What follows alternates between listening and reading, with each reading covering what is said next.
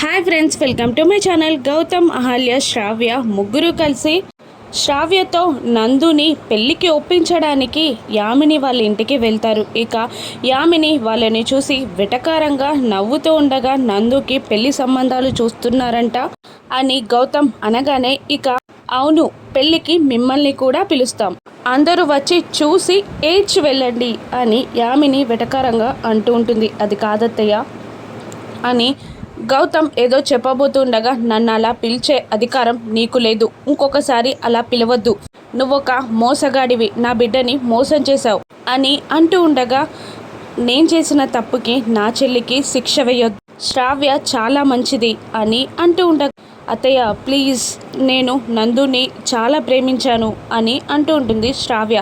తప్పదమ్మా, ఒకరు చేసిన తప్పుకి మరొకరికి శిక్ష కంపల్సరీ పడుతుంది, కనీసం నీకు శిక్ష ఎందుకు పడిందన్నదన్నా నీకు తెలుసు, మీ అన్నయ్య నా కూతుర్ని మోసం చేయడం వల్లే నీకు శిక్ష పడుతుంది అని నీకు తెలుసు, కానీ నా కూతురు విషయంలో అలా కూడా కాదు అని యామిని అంటూ ఉండగా, ఇక గౌతమ్ నందు ముందుకు వెళ్ళి బాధగా, నందు ఒక్కసారి నేను చెప్పేది విను అని అంటుండగా, ఏం చెప్తావు, ఏం వినాలి, నా చెల్లిని మోసం చేశాను విను అంటావా, ఆ రోజు పెళ్లి మండపంలోనే నిన్ను చంపేయాలి అనుకున్నాను, కానీ నీలాంటి దుర్మార్గుణ్ణి కాదు నేను, అందుకే నిన్ను వదిలిపెట్టాను అని అంటూ ఉంటాడు నందు గౌతమ్ని. గౌతమ్ బాధపడుతూ ఉంటాడు. శ్రావ్య నిన్ను ప్రేమించింది, శ్రావ్యని నువ్వు పెళ్లి చేసుకో ప్లీజ్, అర్థం చేసుకో అని అంటూ ఉండగా, నందు కోపంగా చూస్తూ గౌతమ్ని ఏదో అనబోతుండగా, నీ కాళ్ళైనా పట్టుకుంటాను అని అంటుంటాడు.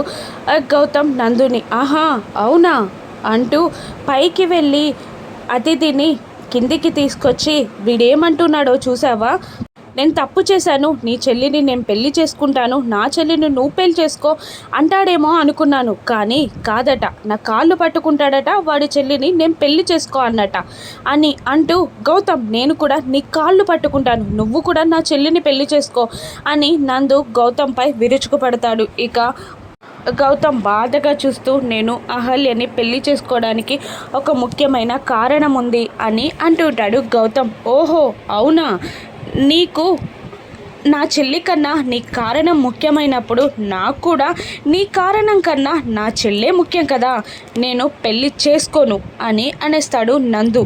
ఇక శ్రావ్య కూడా నందు చేతులు పట్టుకొని బ్రతిమిలాడుతూ ఉండగా చేయి విదిలిస్తాడు నందు. వాళ్ళ నాన్నగారిని కూడా, మామయ్య కాస్త అర్థం చేసుకోండి అని అంటున్నా కూడా, నేనేం చెయ్యలేనమ్మా, ఇప్పుడు నందుని నీతో పెళ్ళి కొప్పించిన నా చెల్లి పరిస్థితి ఏంటి అని వాడు అడిగితే నేనేం సమాధానం చెప్పను, వాళ్ళ జీవితాలు వాళ్ళ ఇష్టమమ్మా, నేను హెల్ప్లెస్ అని అనేస్తాడు వాళ్ళ నాన్నగారు. ఇక అహల్య ముందుకి వచ్చి, శ్రావ్య కూడా మీ అతిథి విషయంలో జరిగినట్టే అన్యాయం జరిగింది, అతిథి విషయంలో జరిగిన దానికి ఆయన కాదు నేను మీకు క్షమాపణ చెప్తున్నాను అంటూ నందు కాళ్ళని ముట్టుకొని క్షమాపణ చెప్తూ ఉంటుంది. అహల్య ఒక్కసారిగా విదిలించి కొడతాడు. నందు అహల్యని వెళ్ళి ఆ టేబుల్పై పడబోతూ కడుపుకి బలంగా దెబ్బ తగలబోతూ ఉండగా అహల్య కింద పడకుండా గౌతమ్ రక్షిస్తాడు. అది చూసి అందరూ ఒక్కసారి షాక్ అవుతారు. మీకేం కాలేదు కదా అని అంటూ అహల్యని లేపి నిలబట్టి, నందు అంటూ గౌతమ్ ఒక్కసారిగా నందుపై చెయ్యెత్తుతాడు. ఇక అందరూ చూసి షాక్ అవుతారు. తనని తాను కంట్రోల్ చేసుకొని చెయ్యి దించుతాడు గౌతమ్. ఆడవాళ్ళతో కాస్త డీసెన్సీగా మెయింటైన్ చేయరా అని అంటూ ఉండగా నందు కోపంగా అక్కడి నుండి వెళ్ళిపోతాడు. ఇక అందరూ ఒక్కొక్కరిగా వెళ్ళిపోతుండగా శ్రావ్య ఏడ్చుకుంటూ వెళ్ళిపోతుంది. అహల్య ఫాలో గౌతమ్ కూడా వెళ్ళిపోతాడు. అతిథి చూసి బాధపడుతూ ఉంటుంది.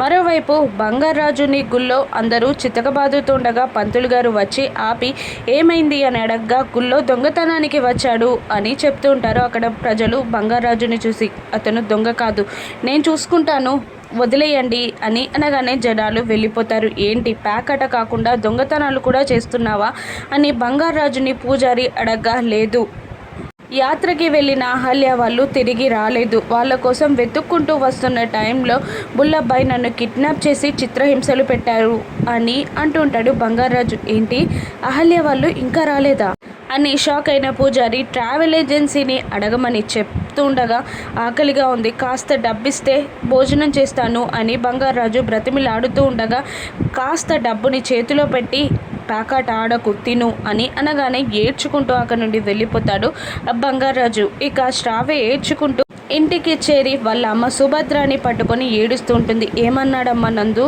అని అంటుండగా అనామిక ఇలా అంటుంటుంది, దాని ఫేస్ చూస్తే నీకు అర్థం కావట్లేదా, అది ఏడుస్తుంటే పెళ్లి చేసుకొని పో అన్నాడు. మీ అన్నయ్యలాగానే నేను కూడా వేరే అమ్మాయిని పెళ్లి చేసుకుంటాను అని నందు చెప్పుంటాడేమో అని అంటూ ఉంటుంది అనామిక. అప్పుడే ఆ పెద్దావిడ వచ్చి, రెండు కుటుంబాలని విడదీసినంత సులువు కాదు పెళ్ళి కుదుర్చడం అంటే, రెండు మనసులని విడదీసినంత ఈజీ కాదు పెళ్ళి కొప్పించడం అంటే అని అంటుండగా నానమ్మ అని అంటాడు గౌతమ్. అప్పుడు అనామిక కూడా, నువ్వు నీ చెల్లిని మర్చిపోయావు, వాళ్ళు అదే పని చేశారు, ఇంకా ఎందుకు మాట్లాడుతున్నావు, నీ చెల్లి గురించి నువ్వు కాస్తైనా ఆలోచించావా, దానికింత విషం ఇచ్చి దాని సమాధి మీద మీరిద్దరూ కాపురం చేయండి అని అంటుండగా ఆపండి అని గట్టిగా అరుస్తాడు గౌతమ్ చేతులెత్తి దండం పెడుతూ. ఇక వదిలేయండి ఈ విషయం అని అంటుండగా ఎందుకురా అంత కోపానికి వస్తున్నావు, తప్పు చేయని వాళ్ళు కోపానికి వస్తారు, తప్పు చేసి కూడా నీ కోపంలో అర్థం లేదు అని అంటుండగా పార్థి ఇలా అంటుంటాడు, వాళ్ళ ఆవిడని ఇంకేమనకండి, వాళ్ళ ఆవిడపై మనకి హక్కు లేదని మొన్ననే గౌతమ్ చెప్పాడు కదా అని అంటూ ఉంటాడు పార్థి. అప్పుడు ఆ పెద్ద ఆవిడ, అవును పార్థి నువ్వు చెప్పింది కరెక్టే అని అంటుండగా అనామిక, నీ పెళ్ళం పైన మాకే హక్కులు అవసరం లేదు, దాని జీవితాన్ని నిలబెట్టు అని అంటుండగా అప్పటికే వాళ్ళ మాటలన్నీ వినలేక చెవులు మేసుకొని కింద కూలబడిన అహల్య ఇలా అంటుంటుంది, నేను జరిపిస్తాను శ్రావ్య పెళ్ళిని నందుతో నేను జరిపిస్తాను అని అనగానే అహల్య మాటకి అందరూ షాక్ అవుతారు. అహల్య రూమ్లో కూర్చొని మోకాళ్ళలో తల పెట్టుకుని ఏడుస్తూ పెద్దావిడన్న మాటలన్నీ గుర్తు తెచ్చుకుంటూ ఉంటుంది. అప్పుడే గౌతమ్ వచ్చి, ఏమన్నారండి మీరు, నందు ప్రవర్తన చూశారు కదా, శ్రావ్యతో పెళ్ళికి నందు ఒప్పుకుంటాడా అని అంటూ ఉండగా ఒక్కసారిగా అహల్య లేచి నిలబడి, మీరు నందు గారి కోపమే చూస్తున్నారు, కానీ నేను శ్రావ్య బాధ చూస్తున్నాను, తన ప్రేమ చూస్తున్నాను, మనిద్దరం ప్రేమించిన వాళ్ళని కోల్పోయి బాధపడుతున్నది చాలదా, వాళ్ళిద్దరి పెళ్ళి జరిపించాలి అని అంటూ ఉంటుంది అహల్య గౌతమ్తో. ఇక వీళ్ళిద్దరూ కలిసి నందు శ్రావ్యల పెళ్ళి చేయగలరా, అసలు నందు ఈ పెళ్ళికి ఎలా ఒప్పుకుంటాడు, అతిథి ఏదైనా సహాయం చేస్తుందా, ఏం జరగనుందో రాను ఎపిసోడ్స్లో చూద్దాం. Thank you for watching.